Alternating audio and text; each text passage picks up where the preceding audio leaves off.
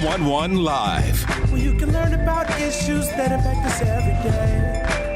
State of world, 411 Live. Real people, real talk. Made to help people in our community in every way. For your girl, 411 Live. Carpe diem, seize the day. Have you ever thought someday I'd like to do whatever it is? And then one day, the door of opportunity cracks open. And instead of saying, I'm going to wait until that door opens wider, you say, I'm going to bust that door open. Carpe diem. Hello, everyone. I'm Beverly Taylor, and this is the 411 Live. Real people, real talk. My guest today, push the door open. Carpe diem. I have three young Black women with me, Jennifer Webster, Adrienne Hunter, Anita Clinton. I have a CEO, a marketing strategist, and a new real estate agent. Along with two others, these young Black women came together and decided to provide safe and affordable housing for the people who really need it in Milwaukee. Ladies, welcome. Thank you. Thank you. Thank you. I should say my developers. Welcome. Yes. Absolutely. This is really, really great. The intro, I said seize the day. Do you feel like that's kind of what you did? Oh, absolutely. Yeah? Yes. So how did this form? How did you get to this place? Guess all eyes on me on that one. Huh? Well, it really started with a Facebook post. Someone I knew posted that the city was having a info session on Zoom. Mm-hmm. And so I saw it and I got on that call. And so afterwards, I got a call from the lady that posted it, the person that I knew, and she said, "What did you think?" I said, "It was way over my head." She said, "Really?" I said, "Yeah." She said, "So what are you going to do?" I said, "I'm going for it." She said, "Really?" I said, "Yeah." And she said, "You want to do it together?" I said, "Sure." And that's how that got started. And then I noticed while I was while I was on the Zoom, I saw Jennifer. And at that time, Jennifer was working for me. And I thought, what's she doing on this call, And so afterwards, she called me. And she said, "What did you think?" And I told her the same thing. I said, "That was way over my head." And I said, "But Alice and I are going to go for it." Alice is one of our other business partners. And she said, "Can I tag along?" And I said, "Absolutely." So maybe a day or two later, Anita and I talk all the time because we work on other projects together. Mm-hmm. And so I was telling her about it. And she said, "Oh, only like Anita can. That sounds interesting. I want to be a part of that." And it was like, "Absolutely." And so that's how we came together. Okay. So let me kind of set the foundation of what we're talking about that you guys got excited about.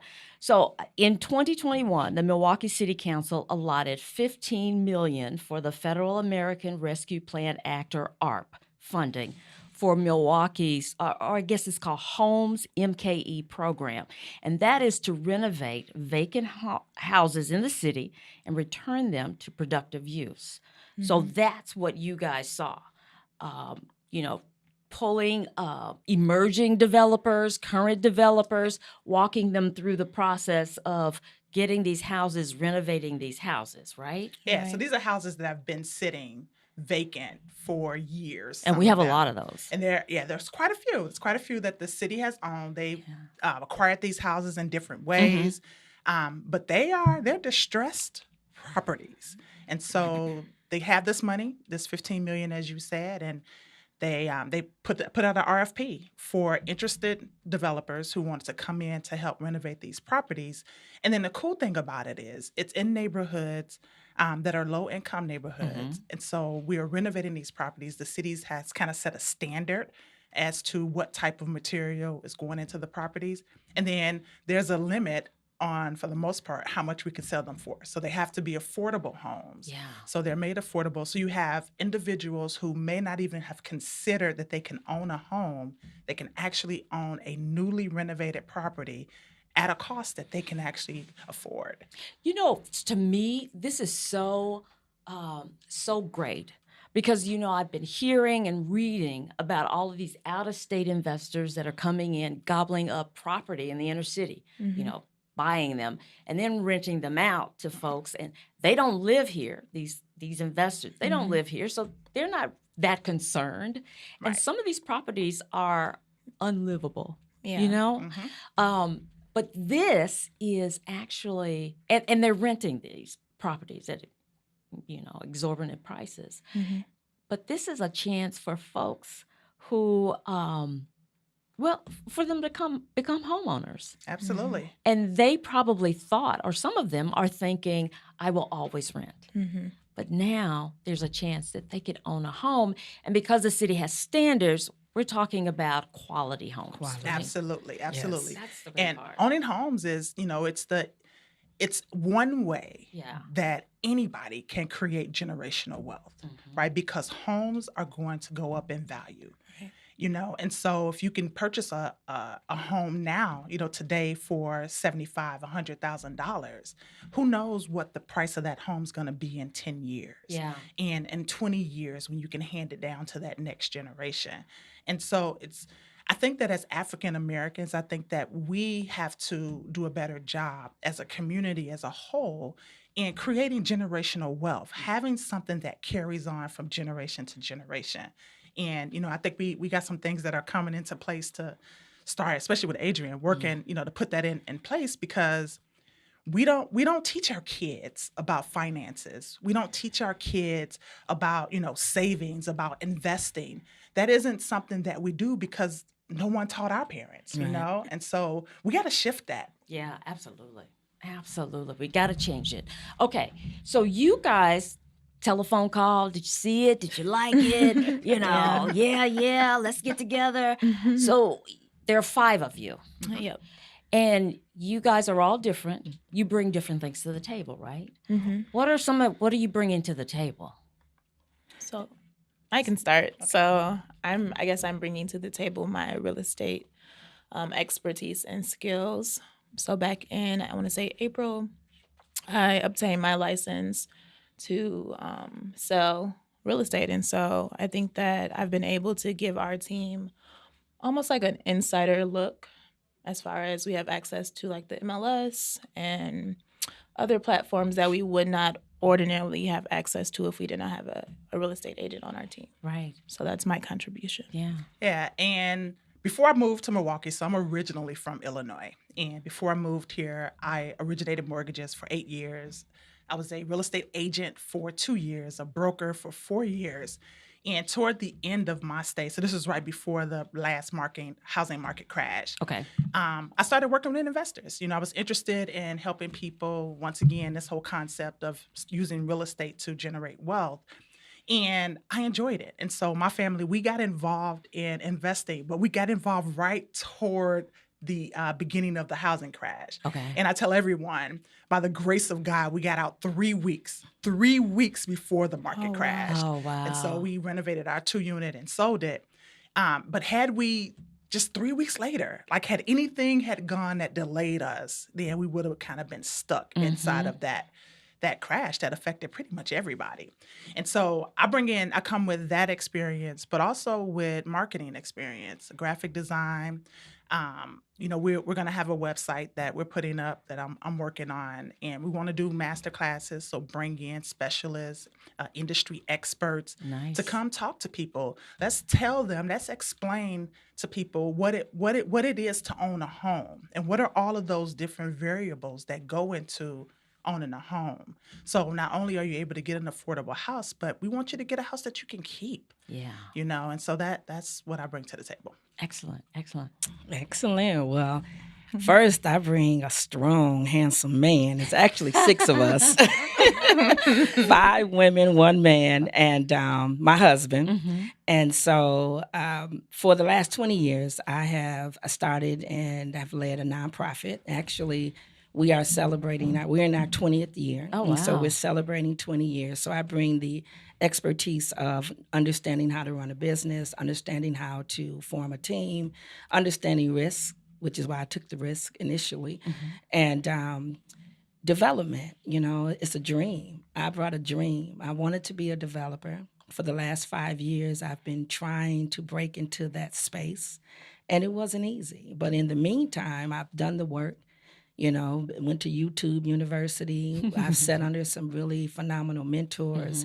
And so I understand what it takes to negotiate. And so just having those negotiation skills. So I work with the government. And so we have to negotiate government contracts.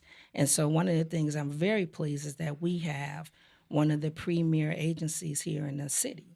And we work with kids with some very difficult behaviors. And so understanding what to do with that and how to negotiate having one of the only contracts where they bought my entire house and the beds, whether they're kids in the beds or not, that speaks volumes. And so it just, to me, prepares me to take that next step. And so when we're dealing with the city, just having that confidence and courage, even though I may not know, by the time we leave here, we'll know it. We'll know what we need to know to elevate. So. Right. And speaking of that, the other thing that I like about this project is it's like the city is not taking an emerging developer group and just saying, okay, here's some houses and take care of it. I mean, they are walking you through it, right? Yes. So when you talk about learning. Yeah, we're really learning. We're getting a state-of-the-art education, without the high-price financing behind it. Usually we go to school and you end up with a student loan for the rest of your life. We don't have that. They're holding our hand. Yeah. And if you're a good student, and I pride myself on being a great student, so whether I think I know it or not, I'm going to listen to you. And so if you're a good student, you're going to learn, you're going to get a great education, a great opportunity to be educated in a space that, it's only going to take you up from here. So, the city is we found favor with the city.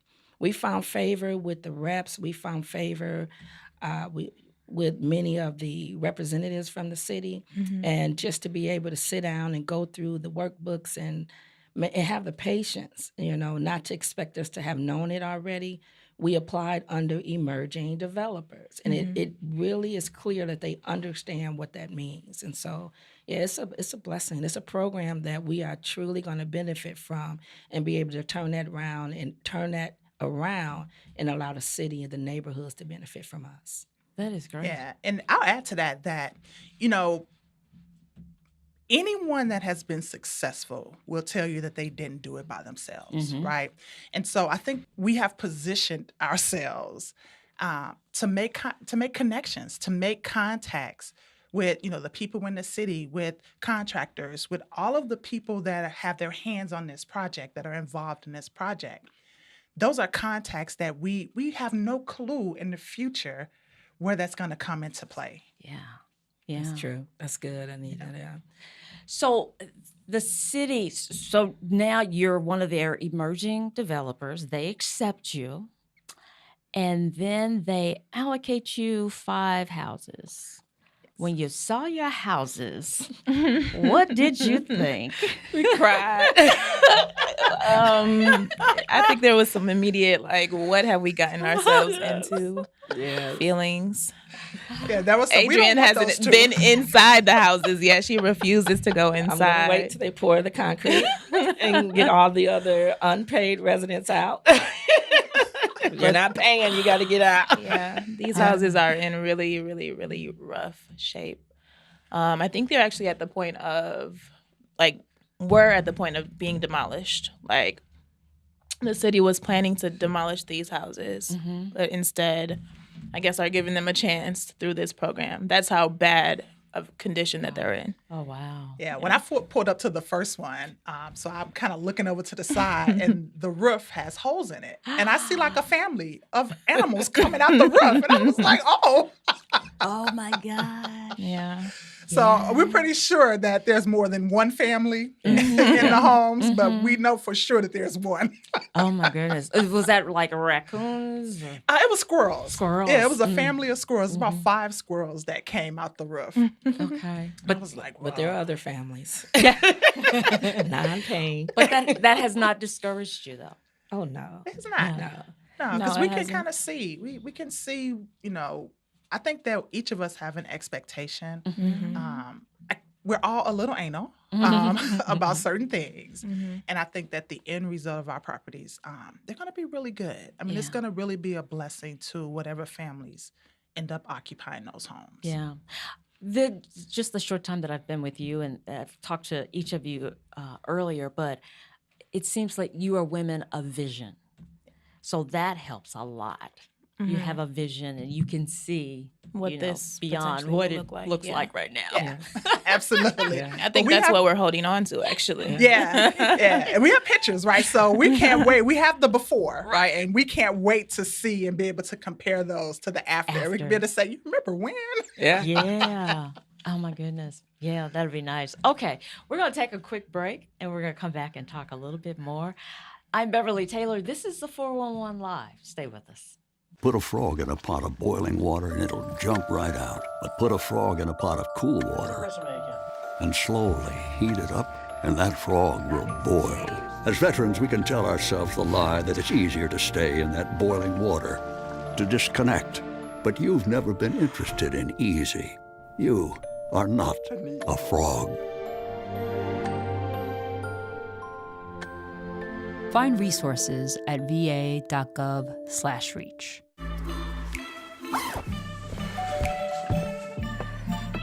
Yo, camping buddy. Okay, you guys ready? Dude, I thought you were driving. I thought you were driving. Oh, I never said I was driving. I definitely can't drive.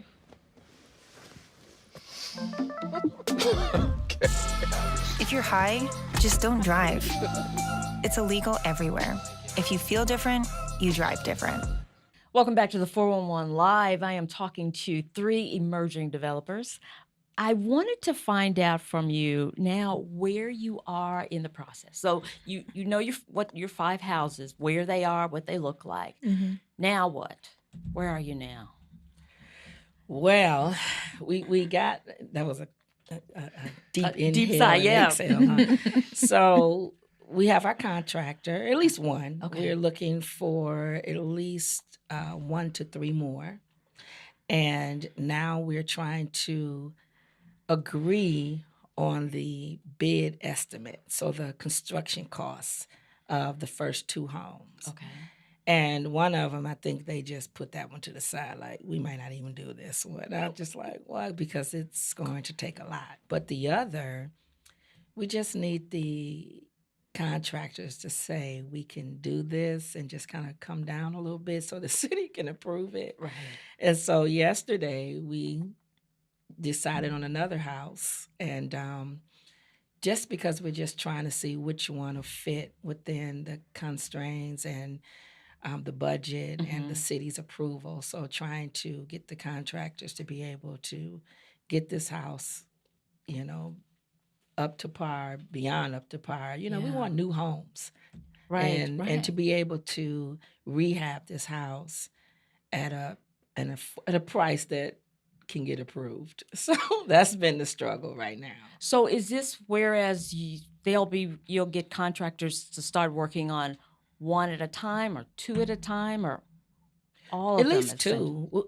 We would like to see 2 at a time because we have a time frame to get this done. Okay. Which is why we only selected 5 houses. We could have selected more. Oh, I see. But we just wanted 5 to get our foot in the door, to get our feet wet. Yeah. So to get in the door and then get wet. So Okay. but yeah, so we could do 2. And so if we get the right contractors and that can handle it and get it done and can work within the parameters that we're given, we're ready. Wow. Because we're ready. Yeah. We just need our contractors. Yeah. Yeah, and the contractor we picked them because we were able to see the quality of their work, and we were all impressed. Yes. But, typically with quality, there's typically a higher price. Yes. Right. And so we're trying to find a happy medium between their price and what the city says is okay. Right. So that's kind of where we stand. Yeah. That's where your negotiating skills come in, Yeah, right? that's where they come in. Oh, my God. We had a meeting of the minds in the living room the other day. I'm like, well, just come on over here. Let's talk a little bit.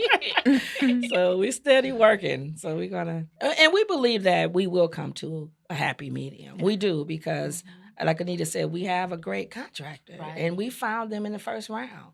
And many times when we were doing our legwork, our due diligence in the beginning, different ones were saying, I wouldn't even get involved in that. You're going to have a hard time. Contractors are hard to find. But we knew we stood on what we believed in. And like I said, we found favor in many areas in this project. And so in the first round, we got us a really good contractor who invited us to see their work. We were leaving. Jennifer and we were over there. They had just did the walkthrough for our first property. And we had left, and my husband was there. And next thing I know, my husband texted me and said, hey, they want us to come on the south side and see their work. Nice. And we did. So it was good work. Okay. Very good. As more people hear about you guys and what you're doing, 5 Black women, young, plus one, your husband. I get my plus one now. You will be an inspiration to others. You will be role models. How do you look at that, or how does that hat fit? So I didn't consider it from that perspective until once we posted it, people started saying it, right? And so it's really interesting because I was more concerned, if concerned is the word, with the fact that it was 5 women, right, and a man, but 5 women and 5 African American women. So let's be clear. And the stereotype that we can't work together, that we can't get along. And so for me, it was more focused. I was more focused on, okay, let's make sure that we do what we can do to keep this thing together, to deliver at the very end. And then I think that it's just an added benefit that we may become mentors to other people that are looking like, man, if they can do this, we can probably do this too. And so I think that's really cool. Yeah.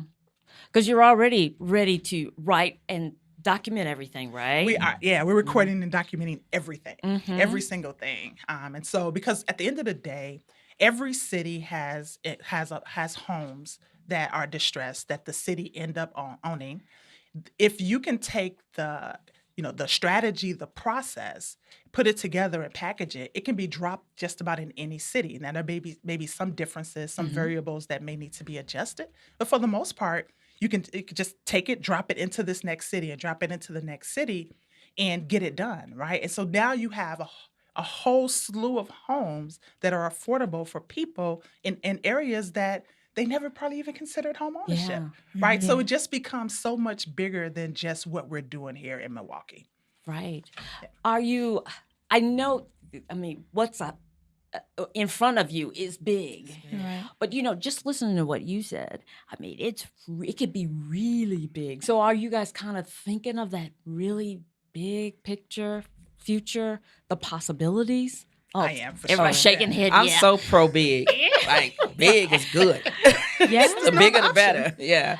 And plus that, if you do this, this really well, the city will want to work with you again. That's my goal. Yeah, I really would love to, be the premier developer for the city.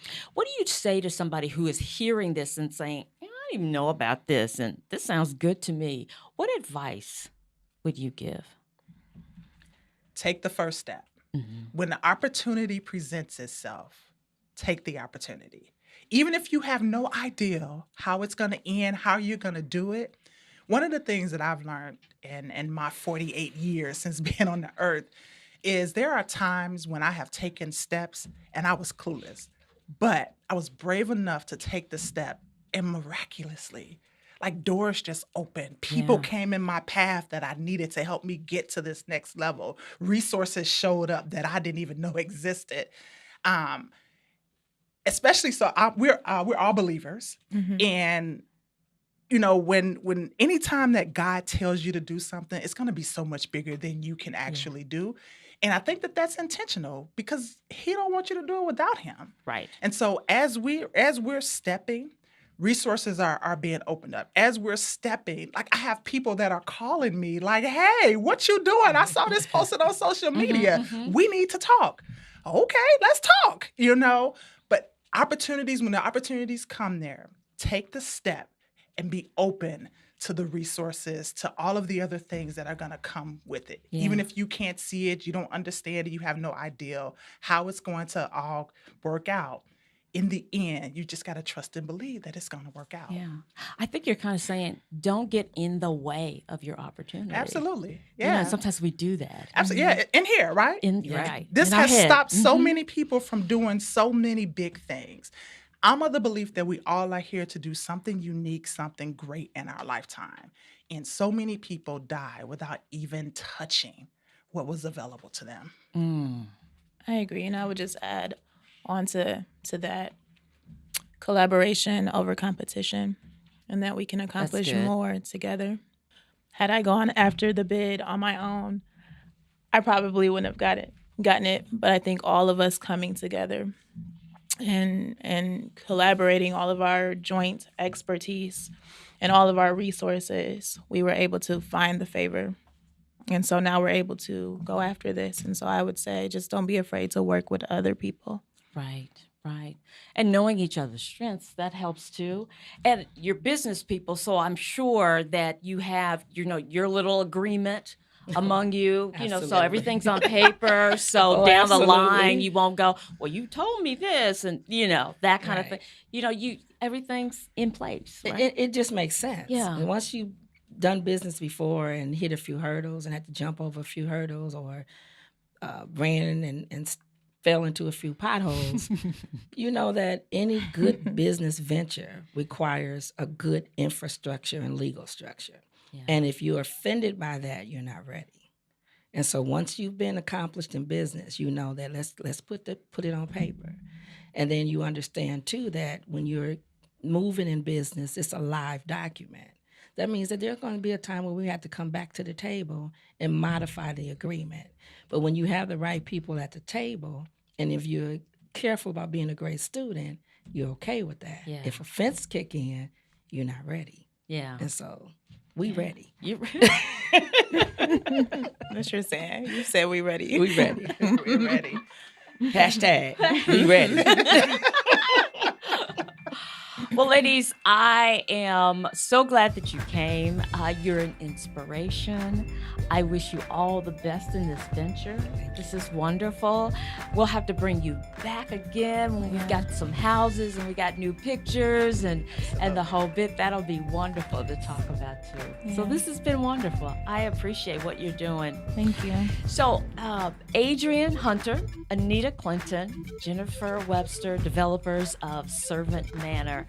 Thank you again for all your endeavors. Thank you That's for great. having us. Oh, yeah. Thank you.